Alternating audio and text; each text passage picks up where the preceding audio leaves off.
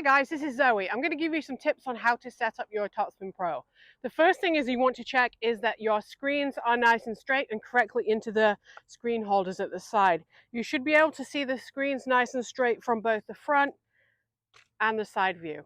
Okay, the next thing you want to check is the tightness of the wing nut, which is here on the side. If the wing nut is too tight, this is what's going to happen. The ball won't spring back. If it's too loose, the opposite will happen and it will be excessively loose on that forward hit. So you want it to be somewhere in between where you can hit that ball and it pops back fairly quickly like it does right there. The next thing you want to check is that the bungee is attached correctly. So it should be across the top of the ball arm here. It should run around the front and then through that gap, and then it attaches on the rear next to the tripod pin. So you can see it right there next to the pin. If it's unconnected, this is what's going to happen. The ball will just drop. So the next thing you want to check is that you've got the right amount of spin on the ball. If you place your hand on the top and push down, it should last for approximately 4 seconds. If it's spinning more than that or less, you can add or remove from the side here a couple of shims to either increase the friction or remove to decrease, and you're going to get the correct amount of spin. Okay, the next thing you want to check is that you've got your TopspinPro set at the correct height. I would suggest removing the pin and putting it on the lowest setting to begin with. This is the best way to practice both your ground strokes and your topspin serve.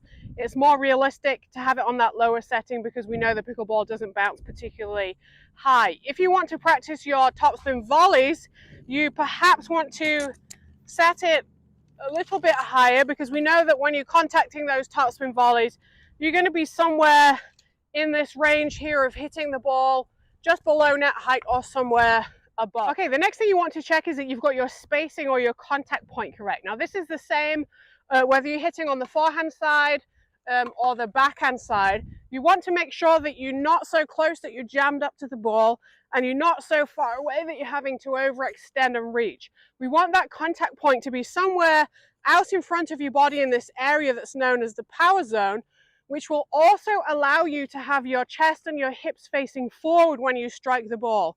If you're too sideways on like this, you're not going to be able to rotate through the shot and get as much power and topspin as you would like. So make sure, as I say, you've got comfortable spacing where you can reach without stretching, and that the front of your body is facing forward at the contact. Once you've got your spacing and contact point correct, I would suggest starting off using your hand to begin with, because that's going to give you that real feel for topspin. So basically, start with your hand, and you want to get that feel for the glance up the back of the ball, which is how we create that topspin. Your hand should not be making contact with any other part of the device apart from the ball. So we're looking for that nice, smooth, controlled roll up the back. Once you've got a feel for that, you want to add the paddle in. Same thing, go nice and slowly so you're getting a feel for that roll.